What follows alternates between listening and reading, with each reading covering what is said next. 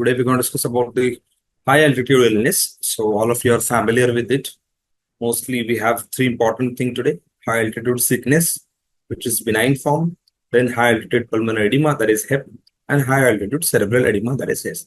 Along with that, there are many systemic diseases which are affected by the high altitude, which we're going to discuss in the miscellaneous topics, right?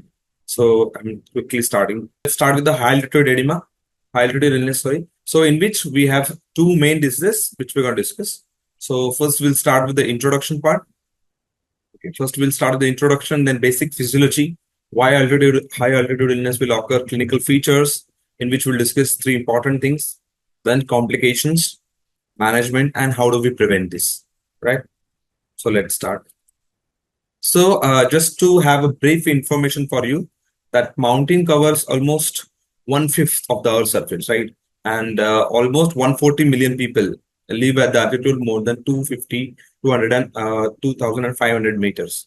Okay, and almost 100 million people travel to high altitude areas every year. So I think most of us are also a mountain person, and many of us can be the beach person as well. But yeah, the amount of the people traveling to the mountains and the amount of the injuries that has increased in the recent era because of the availability of the train, availability of the helicopter flights in the high altitude level has definitely increased the rates of the high altitude illnesses, and that's why it is important to study this. Okay, so who are at risk? Definitely skiers like Alps and ice pins, then tourists, then religious pilgrims like Kailash Mansarovar and Kedarnath, etc. Right? And trekkers and climbers who like to go on the Everest, Kilimanjaro, etc.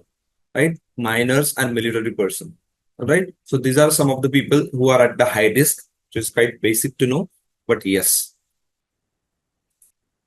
So what are the types of altitude illness we have? Mostly three important. Acute mountain sickness. That's just like your nausea, vomiting. Patient will have some sort of gastric disturbances as well as some sort of hyperventilation. Because of that, there will be trouble, which we're going to discuss in the coming slides. Then about the cerebral edema.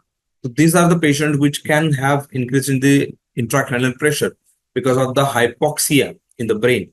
There might be the cerebral edema. Okay, and because of this, patient might have severe complication, and in which you will have to rapidly descend the patient. Okay, so altitude illness occurs because of the rapid ascent, right?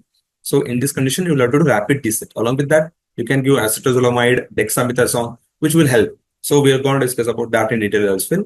But I'm just giving you a brief idea that what are the things you can expect in the coming session. Then high altitude pulmonary edema. So it is just like a pulmonary edema, but never give diuretics to this patient. Okay. So yes, in the initial phase, you can give diuretics, but diuretics is never the treatment or like will not make the patient better, but only the rapid descent will make.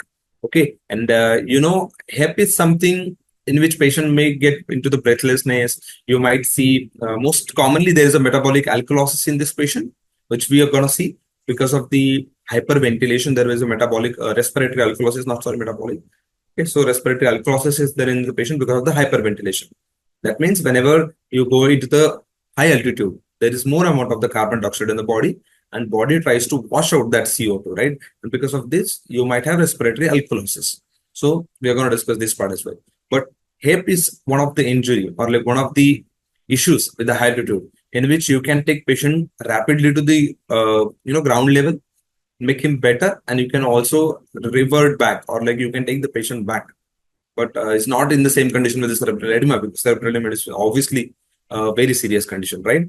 So now let's look at some of the incidents and the epidemiological aspects.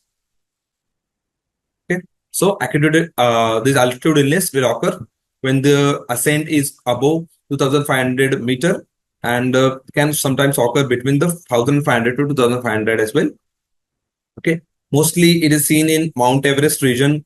Almost 50% of the trekkers develop this acute mountain sickness when they are walking to more than 4,000 meter over 5 days. Okay, so if within 5 days you travel up to 4,000 meter, there is a high chance to develop this acute mountain sickness. Okay, and almost 80% of the people who directly fly above the height of 308. This is all given in the Harrison. So 3,860 meter. That is almost 4,000 meter. Okay, and if you directly fly, there's definitely a mountain sickness or mountain sickness because of the physiological aspects. Okay, so we are going to discuss about those physiological aspects as well. So because of hypoxia and all, there is some secretion or production of some of the molecules like hypoxia inducible factors, etc. But right now, let's look at the incidence. So for the both cerebral edema as well as pulmonary edema, the incidence is same, 0.1 to 4%. Okay. Along with that, there is one concept called as a re-entry HAPE. So once you take the patient again to the means like you take the patient to the ground level to improve his condition and again take him to normal state or like his tribe where others are hiking. So definitely he can again develop this type of pulmonary edema. And also in some of the people like Himalayan and Tibetan highlanders who are living in peripheries and suddenly go, they can also have this type of pulmonary edema because of the rapid ascent. Okay, so that's called as re-entry HAPE. And re-entry HAPE is often misdiagnosed as the viral illness in this patient, and they are treated with that. Okay, so it's mainly because of this. Okay, that means you're rapidly ascending the patient again. Okay, so in summary, we have acute mountain sickness. Incidence is almost 50% when the distance is or like the height is more than 4,000 meter, whereas 84% of the patient will get if they get to the 4,000 meter or around 300 and 3,860 meter with flight. Okay, so the risk factors includes rapid ascent and altitude more than 2,500. Similarly, incidence of the cerebral edema, that is high altitude cerebral edema, 0.1 to 4%. HAPE is again 0.1 to 4%, and re-entry HAPE is seen in the Himalayan and Tibetan highlanders. Okay, it occurs because of the rapid re-entry to the high altitude areas. All right, so that is the summary of whatever diseases we're going to discuss now. Now let's go ahead. All right. Okay. Just a second. All right. So now let's discuss the physiology. So in physiology, we'll discuss about what is the body's initial response. Okay. So how does the body react to this situation when you go into the upper right, where the O2 is definitely lower because of the increase in the atmospheric pressure, right? And why do climbers start breathing faster at high altitudes? Okay. So why does there is a hyperventilation? Along with that, what's the body's first reaction to the low oxygen? So the body compensates by increasing ventilation. As I mentioned, body tries to breathe faster and deeper so as to give more oxygen to the body, right? As there is less amount of oxygen, body will try to increase the respiratory rate so that the more amount of the oxygen goes into the body. And this is all controlled by your chemoreceptors, that is carotid body.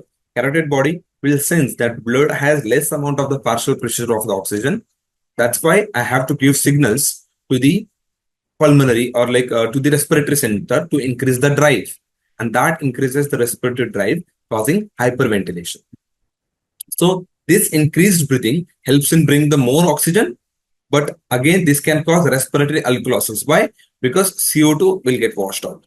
Okay, so CO2 washout will occur, and because of that, okay, and because of this there is a respiratory alkalosis. Okay, because CO2 was gonna get attached to H2, leading to formation of H2CO3 or HCO3, which will again was supposed to give us acid.